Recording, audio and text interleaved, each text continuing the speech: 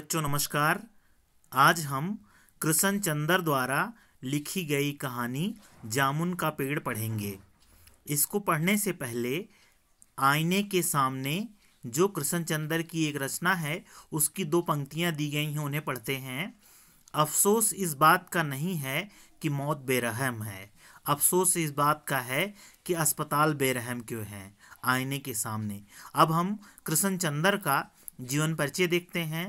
इनका जन्म सन 1914 पंजाब के वजीराबाद गांव जिला गुजरांवाला में हुआ था। इनकी प्रमुख रचनाएं हैं एक गिरजा, एक खंदक, यूकेलिप्टस की डाली जो कहानी संग्रह है, शिकस्त, जरगांव की रानी, सड़क वापस जाती है, आसमान रोशन है, एक गधे की आत्मकथा, अन्नदाता, हम वहसी हैं, जब खेत जागे, 52 पत्ते, एक वायलिन समंदर के किनारे, कागज की नाव, मेरी यादों के किनारे। ये इनके उपन्यास हैं। इनको साहित्य अकादमी सहित बहुत से पुरस्कार मिल चुके हैं और ये मुख्यतः उर्दू के लेखक हैं। इनकी मृत्यु सन 1977 ईस्वी में हुई थी। प्रेमचंद के बाद जिन कहानीकारों ने कहानी विधा को नई ऊंचाइयों तक पहुंचाया उनमें उर्दू कथाकार कृष्णचंद्र का नाम महत्वपूर्ण है। प्रगतिशील लेखक संघ में से इनका गहरा संबंध था, जिसका असर उनकी रचनाओं में स्पष्ट रूप से झलकता है। कृष्णचंद्र ऐसे गिने चुने लेखकों में आते हैं जिन्होंने बाद में चलकर लेखन को ही रोजी रोटी का सहारा बनाया। कृष्णचंद्र की प्राथमिक शिक्षा पुंछ, जम्मू एवं कश्मीर में हुई। उच्च शिक्षा के लिए वे सन 1930 में लाहौर आ गए और फॉरमैन क्रिश्चियन कॉलेज में प्रवेश लिया। 1934 में पंजाब विश्वविद्यालय में उन्होंने अंग्रेजी से एमए किया। बाद में उनका जुड़ाव फिल्म जगत से हो गया। अंतिम समय तक वे मुंबई में ही रहे। यूँ तो कृष्णचंद्र ने उपन्यास, नाटक, रिपोर्टाज और लेख भी बहुत से लिखे हैं, लेकिन उनकी पहचान कहानीकार के रूप में अधिक हुई है। महालक्ष्मी का पुल, आईने के सामने आदि उनकी मशहूर कहानियां हैं। उनकी लोकप्रियता इस कारण भी है कि वे काव्यात्मक रोमानियत और शैली की विविधता के कारण अलग मुकाम बनाते हैं। कृष्णचंद्र उर्दू कथा साहित्य में अनूठी रचनाशीलता के लिए बहुचर्चित रहे हैं। वे प्रगतिशील एवं यथार्थवादी नजरिए के लिए जाने वाले साहित्य के पक्षधर थे। जामुन का पेड़ कृष्णचंद्र की एक प्रसिद्ध हास्य व्यंग्य कथा है। हास्य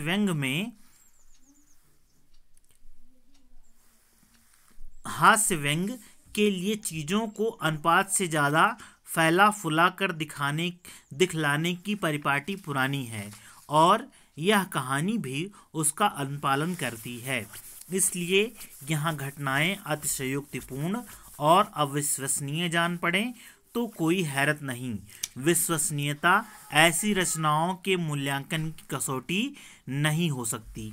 प्रस्तुत पाठ में हंसते हंसते ही हमारे भीतर इस बात की समझ पैदा होती है कि कार्यालयी तौर तरीकों में पाया जाने वाला विस्तार कितना निरर्थक और पदानुक्रम कितना हास्यास्पद है। बात यहीं तक नहीं रहती। इस व्यवस्था के संवेदन शून्य एवं अमानवीय होने का पक्ष भी हमारे सामने आता है। आइए पाठ की तरफ चलते हैं। पाठ का नाम है जामुन का पेड़। पाठ की रूपरेखा हम आपको सबसे पहले बता देते हैं। यह एक हास्य व्यंग्य कथा है जिसमें चीजों को अनुपात से अधिक फैलाकर दिखाने की हास्य व्यंग्य की पुरानी परिपाटी मौजूद है। इस कारण घटनाएं अतिशयोक्तिपूर्ण और अविश्वसनीय जान पड़ती हैं। पाठ में इसके बारे में हमने पढ़ ही लिया है। आइए पाठ के बारे में देखते हैं। जामुन का पेड़। रात में बड़े जोर का झक्कड़ चला। सेक्रेटरिएट के लान में जामुन का एक पेड़ गिर पड़ा। सवेरे को जब माली ने देखा तो उसे पता चला कि पेड़ के नीचे एक आदमी दबा है। बड़े जोर का झक्कड़ चला, कहने का अभिप्राय है कि बड़ी जोर की आंधी चली।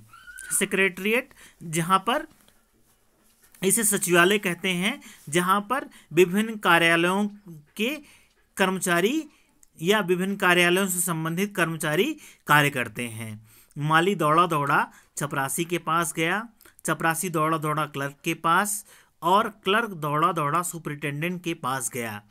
सुपरिटेंडेंट दौड़ा दौड़ा बाहर लान में आया। मिनटों में गिरे हुए पेड़ के नीचे दबे हुए आदमी के चारों ओर भीड़ इकट्ठी हो गई। यहाँ पर देखिए, जो पद सोपान की व्यवस्था है कि चपरासी और चपरासी के ऊपर क्लर्क होता है, क्लर्क के ऊपर सुपरिटेंडेंट होता है, और सुपरिटेंडेंट भी, ये सारे जो प्रशासनिक सेवा में कार्य करने वाले लोग हैं उनके बारे में बताया गया है कि ये सारे लोग इकट्ठा हुए और उन्होंने जामुन के पेड़ को देखा। बेचारा जामुन का पेड़ कितना फलदार था, एक क्लर्क बोला, और इसकी जामुनें कितनी रसीली होती थी। दूसरा क्लर्क याद करते हुए बोला, मैं फलों के मौसम में झोली भर कर ले जाता था, मेरे बच्चे इसकी जामुनें कितनी खुशी से खाते थे। तीसरा क्लर्क लगभग रुआसा होकर बोला, मगर यह आदमी, माली ने दबे हुए आदमी की तरफ इशारा किया, हाँ यह आदमी। सुपरिटेंडेंट सोच में पड़ गया, पता नहीं जिंदा है कि मर गया। एक चपरासी ने पूछा, मर गया होगा, इतना भारी पेड़ जिसकी पीठ पर गिरे वह बच कैसे सकता है। दूसरा चपरासी बोला, नहीं, मैं जिंदा हूँ। दबे हुए आदमी ने बड़ी कठिनाई से कराहते हुए कहा, जिंदा है? एक क्लर्क ने ताजुब से कहा, पेड़ को हटाकर इसे जल्दी से निकाल लेना चाहिए। माली ने सुझाव दिया, मुश्किल मालूम होता है। एक सुस्त, कामचोर और मोटा चपरासी बोला, पेड़ का तना बहुत भारी और वजनी है। क्या मुश्किल है? माली बोला, अगर सुपरिटेंडेंट साहब हुक्म दें तो अभी 15-20 माली, चपरासी और क्लर्क लगाकर पेड़ के नीचे से दबे हुए आदमी को निकाला जा सकता है। माली ठीक कहता है। बहुत से क्लर्क एक साथ बोल पड़े, लगाओ जोर, हम तैयार हैं। एक साथ बहुत से लोग पेड़ को उठाने को तैयार हो गए। ठहरो, सुपरिटेंडेंट बोला, मैं अंडर सेक्रेटरी से पूछ लूँ। सुपरिटेंडेंट अंडर सेक्रेटरी के पास गया। अंडर सेक्रेटरी डिप्टी सेक्रेटरी के पास गया। डिप्टी सेक्रेटरी जॉइंट सेक्रेटरी के पास गया। जॉइंट सेक्रेटरी चीफ सेक्रेटरी के पास गया। चीफ सेक्रेटरी मिनिस्टर के पास गया। मिनिस्टर ने चीफ सेक्रेटरी से कुछ कहा। चीफ सेक्रेटरी ने जॉइंट सेक्रेटरी से कुछ कहा। जॉइंट सेक्रेटरी ने डिप्टी सेक्रेटरी से कहा। डिप्टी सेक्रेटरी ने अंडर सेक्रेटरी से कहा। फाइल चलती रही। इसी में आधा दिन बीत गया। देखिए, यहाँ पर बड़ी विकट स्थिति है कि एक आदमी दबा हुआ है, लेकिन फाइल चल रही है, और जो अफसर हैं वो अफसरशाही में इस कदर बंधे हुए हैं कि वे कोई भी निर्णय तुरंत नहीं ले पा रहे हैं। दोपहर के खाने पर दबे हुए आदमी के चारों ओर बहुत भीड़ हो गई थी। लोग तरह तरह की बातें कर रहे थे। कुछ मनचले क्लर्कों ने समस्या को खुद ही सुलझाना चाहा। वे हुकूमत के फैसले का इंतजार किए बिना पेड़ को अपने आप हटा देने का निश्चय कर रहे थे कि इतने में सुपरिटेंडेंट फाइल लिए भागा भागा आया। बोला, हम लोग खुद इस पेड़ को नहीं हटा सकते। हम लोग व्यापार विभाग से संबंधित हैं, और यह पेड़ की समस्या है जो कृषि विभाग के अधीन है। मैं इस फाइल को अर्जेंट मार्क करके कृषि विभाग में भेज रहा हूँ। वहाँ से उत्तर आते ही इस पेड़ को हटवा दिया जाएगा। यहाँ पर यह भी बताया गया है कि एक डिपार्टमेंट या एक विभाग का कार्य कोई दूसरा विभाग वाला नहीं कर सकता है। एक विभाग का कार्य दूसरे विभाग के द्वारा नहीं हो सकता है। एक विभाग अपना कार्य स्वयं करता है और दूसरा विभाग उसके कार्य में कोई हस्तक्षेप भी नहीं कर सकता है। दूसरे दिन कृषि विभाग से उत्तर आया कि पेड़ व्यापार विभाग के लान में गिरा है। इसलिए इस पेड़ को हटवाने या न हटवाने की जिम्मेदारी व्यापार विभाग पर पड़ती है। यह उत्तर पढ़कर व्यापार विभाग को गुस्सा आ गया। उन्होंने फौरन लिखा कि पेड़ को हटवाने या न हटवाने की जिम्मेदारी कृषि विभाग पर लागू होती है, व्यापार विभाग का इससे कोई संबंध नहीं है। दूसरे दिन भी फाइल चलती रही। शाम को जवाब आ गया। हम इस मामले को हार्टिकल्चर डिपार्टमेंट के हवाले कर रहे हैं। हार्टिकल्चर डिपार्टमेंट क्या होता है? जिसमें बागवानी, छोटे छोटे फूल पेड़ पौधों के बारे में जिसमें काम होता है, ऐसे विभाग को हार्टिकल्चर डिपार्टमेंट कहते हैं। क्योंकि यह एक फलदार पेड़ का मामला है और एग्रीकल्चर डिपार्टमेंट अनाज और खेतीबाड़ी के मामलों में फैसला करने का हकदार है। जामुन का पेड़ चूंकि एक फलदार पेड़ है, इसलिए यह पेड़ हार्टिकल्चर डिपार्टमेंट के अंतर्गत आता है। रात को माली ने दबे हुए आदमी को दाल भात खिलाया, जबकि उसके चारों तरफ पुलिस का पहरा था कि कहीं लोग कानून को अपने हाथ में लेकर पेड़ को खुद से हटवाने की कोशिश न करें। मगर एक पुलिस कांस्टेबल को दया आ गई और उसने माली को दबे हुए आदमी को खाना खिलाने की इजाज़त दे दी। माली ने दबे हुए आदमी से कहा, तुम्हारी फाइल चल रही है, उम्मीद है कल तक फैसला हो जाएगा। दबा हुआ आदमी कुछ नहीं बोला।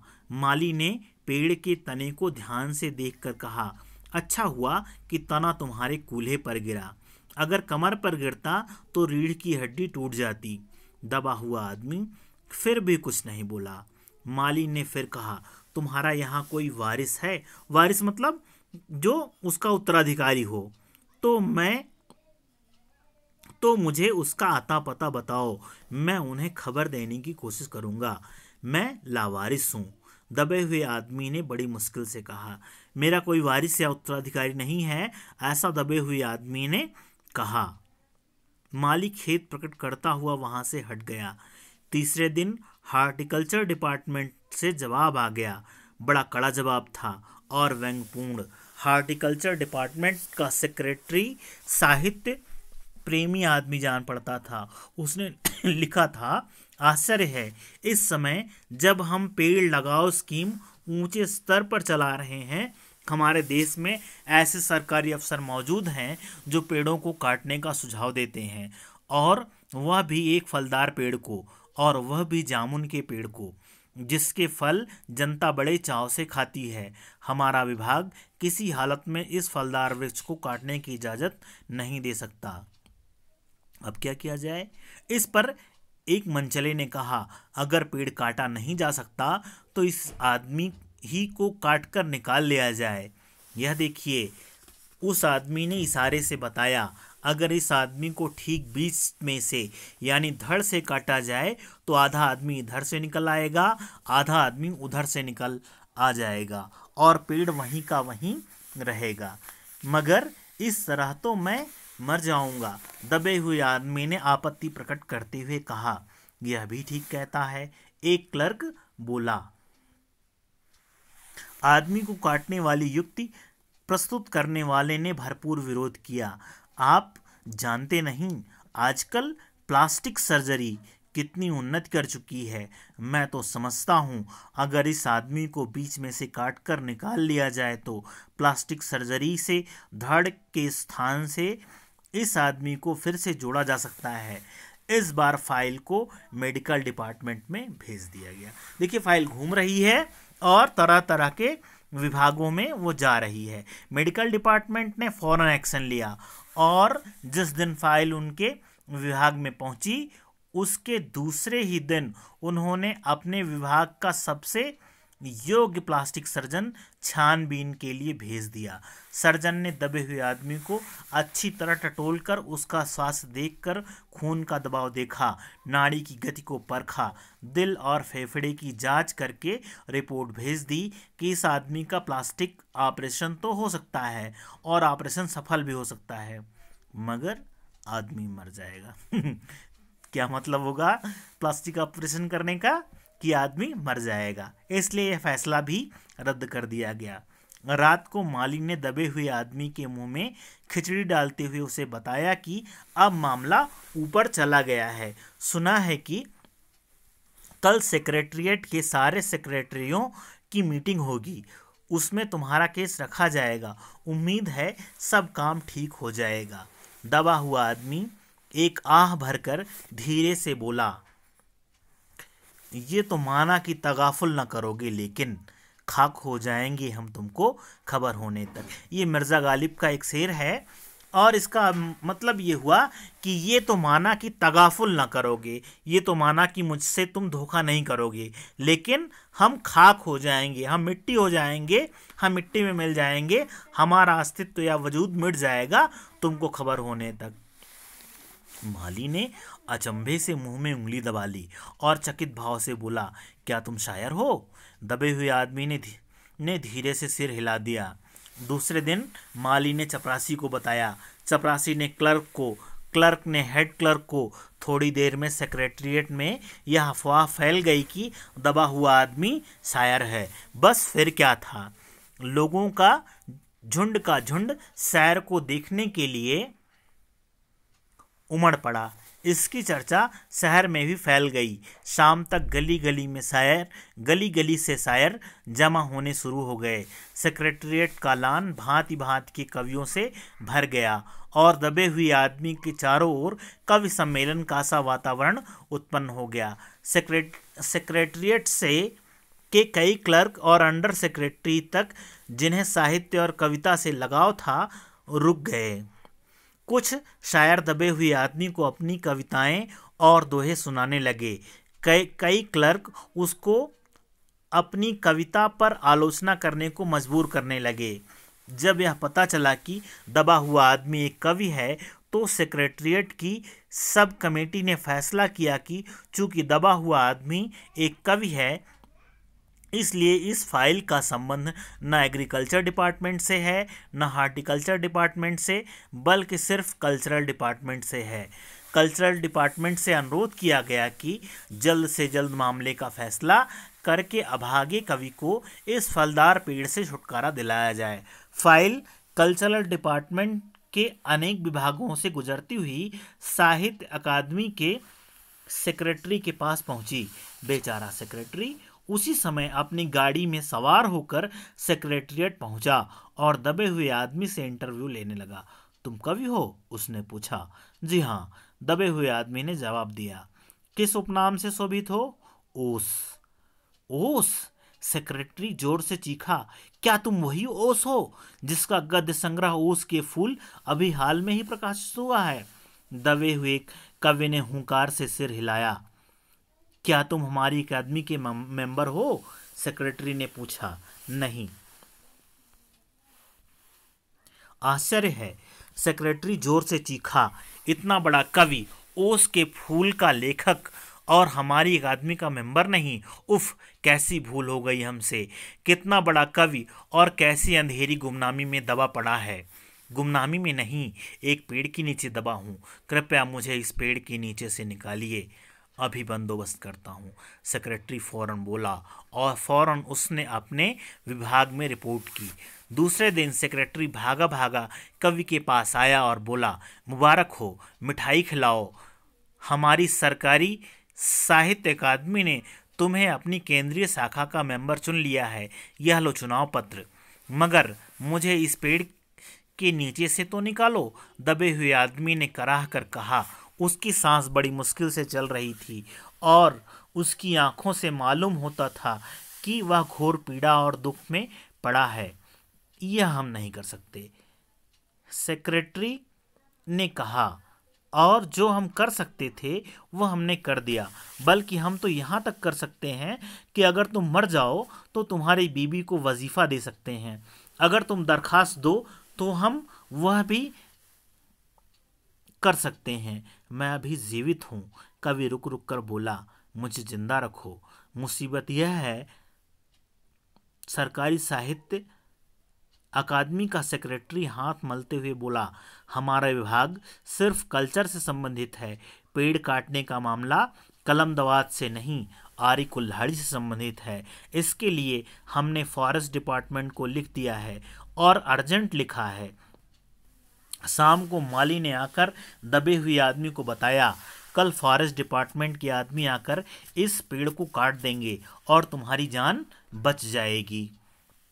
माली बहुत खुश था। दबे हुए आदमी का स्वास्थ्य जवाब दे रहा था, मगर वह किसी न किसी तरह अपने जीवन के लिए लड़े जा रहा था। कल सवेरे तक किसी न किसी तरह उसे जीवित रखना है।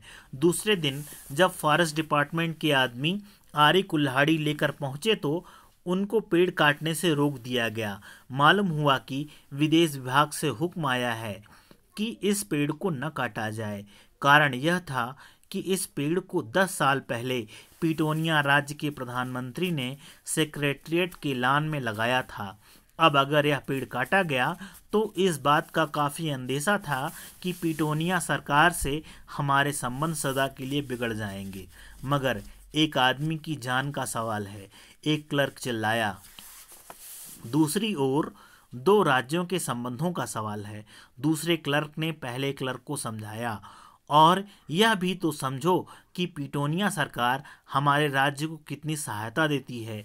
क्या हम उसकी मित्रता की खातिर एक आदमी के जीवन का भी बलिदान नहीं कर सकते? कवि को मर जाना चाहिए, निसंदेह। अंडर सेक्रेटरी ने सुपरिटेंडेंट को बताया, आज सवेरे प्रधानमंत्री दौरे से वापस आ गए हैं। आज 4 बजे विदेश विभाग इस पेड़ की फाइल उनके सामने पेश करेगा। जो वे फैसला देंगे वही सबको स्वीकार होगा। शाम के 5 बजे स्वयं सुपरिटेंडेंट कवि की फाइल लेकर उनके पास आया। सुनते हो? आते ही वह खुशी से फाइल को हिलाते हुए चिल्लाया, प्रधानमंत्री ने इस पेड़ को काटने का हुक्म दे दिया। इस घटना की सारी अंतर्राष्ट्रीय जिम्मेदारी अपने सिर ले ली है। कल यह पेड़ काट दिया जाएगा और तुम इस संकट से छुटकारा हासिल कर लोगे। सुनते हो? आज तुम्हारी फाइल पूर्ण हो गई है। मगर कवि का हाथ ठंडा था। आंखों की पुतलियां निर्जीव और चींटियों की एक लंबी पांति उसके मुंह में जा रही थी। उसके जीवन की फाइल भी पूर्ण हो चुकी थी। तो यह रहा आपका पाठ। इसका अभ्यास देख लीजिए। पाठ के 7 का पहला प्रश्न है, बेचारा जामुन का पेड़ कितना फलदार था और इसकी जामुनें कितनी रसीली होती थी। ये संवाद कहानी के किस प्रसंग में आए हैं? तो इसका उत्तर है कि ये संवाद सेक्रेटेरिएट के लॉन में जामुन के पेड़ के गिरने से संबंधित है। जामुन का एक फलदार पेड़ जो सचिवालय के लॉन में स्थित था, रात की आंधी में गिर गया तथा उस पेड़ के नीचे एक आदमी दब गया। सुबह होने पर सचिवालय के माली ने उसे देखा और क्लर्क को इसकी सूचना दी। सभी क्लर्क इकट्ठे हो गए। वे सभी जामुन के पेड़ की प्रशंसा में चर्चा करते हैं, किंतु उन्हें उसके नीचे दबे व्यक्ति की कोई चिंता नहीं है। इसका दूसरा भाग देखिए। इसमें लोगों की कैसी मानसिकता का पता चलता है। इससे लोगों की संवेदनहीन मानसिकता तथा स्वार्थपरता का पता चलता है। आज लोग इतने स्वकेंद्रित और स्वार्थी हो गए हैं कि वे मरते हुए आदमी को देखकर भी कोई प्रतिक्रिया व्यक्त नहीं करते हैं, बल्कि उन्हें केवल अपना हित दिखाई देता है। उन्हें इस बात की अधिक चिंता है कि अब खाने के लिए जामुन नहीं मिलेगी। उन्हें दबे हुए जिंदा आदमी की पीड़ा से कुछ भी लेना देना नहीं है। दूसरा प्रश्न है, दबा हुआ आदमी एक कवि है, यह बात कैसे पता चली और इस जानकारी का फाइल की यात्रा पर क्या असर पड़ा? लॉन का माली दबे हुए आदमी को खाना खिलाते हुए उसे उसके केस की फाइल के विषय में बताता है। तब दबा हुआ आदमी कार्यवाही पर देरी होते हुए देखकर अनायास ही एक शेर सुना देता है, ये तो माना कि तगाफुल न करोगे लेकिन खाक हो जाएंगे हम तुमको खबर होने तक। शेर सुनकर माली ने उससे पूछा कि क्या वह शायर है? उसने सिर हिलाते हुए हाँ कहा। तब माली ने उसके शायर होने की बात क्लर्क को और क्लर्क ने अन्य लोगों को बताई। इस प्रकार बात तेजी से फैलते फैलते सबको पता चल गई। इस जानकारी का उसके केस पर यह प्रभाव पड़ा कि जो केस थोड़ा जल्दी सुलझता उसमें अब और देरी होने की संभावना बढ़ गई। इस प्रकार फाइल एग्रीकल्चर और हार्टिकल्चर आदि विभागों से होती हुई कल्चरल विभाग में आ गई। कल्चरल विभाग में आने पर भी फैसला पूर्ण नहीं हुआ। अंततः कार्यवाही और आगे की ओर बढ़ा दी गई और फैसला आने तक दबा हुआ व्यक्ति मर गया। अगला प्रश्न है, कृषि विभाग वालों ने मामले को हार्टिकल्चर विभाग को सौंपने के पीछे क्या तर्क दिया? कृषि विभाग वालों ने मामले को हार्टिकल्चर विभाग को सौंपने के पीछे यह तर्क दिया कि गिरा हुआ जामुन का पेड़ फलदार है, इसका संबंध कृषि विभाग से न होकर उद्यान कृषि विभाग से है। चौथा प्रश्न है, इस पाठ में सरकार के किन किन विभागों की चर्चा की गई है और पाठ से उनके कार्य के बारे में क्या अंदाजा मिलता है? इस पाठ से में सरकार के निम्नलिखित विभागों और उनके कार्यों की चर्चा की गई है। पहला है व्यापार विभाग। यह विभाग देश में होने वाले व्यापार संबंधी कार्यों को देखता है। कृषि विभाग की चर्चा की गई है जो खेती से संबंधित है। हार्टिकल्चर विभाग की चर्चा की गई है जिसका संबंध बागवानी उद्यानों से है और उनके रखरखाव से है। मेडिकल विभाग की चर्चा की गई है जिसका संबंध शल्य चिकित्सा दवाई आदि से है। कल्चरल विभाग की चर्चा की गई है जो कला और साहित्य से संबंधित है। फॉरेस्ट विभाग की चर्चा की गई है जिसका संबंध जंगल और वहाँ के पेड़ों तथा वनस्पतियों से है। और अंतिम विदेश विभाग की चर्चा की गई है जो विदेश तथा स्वदेश के आपसी संबंधों से संबंधित कार्य करता है। तो ये रहे आपके पाठ के साथ के प्रश्नोत्तर। इसे आप अपनी नोटबुक में लिख लीजिएगा। ये पाठ यहीं पर समाप्त हुआ। धन्यवाद।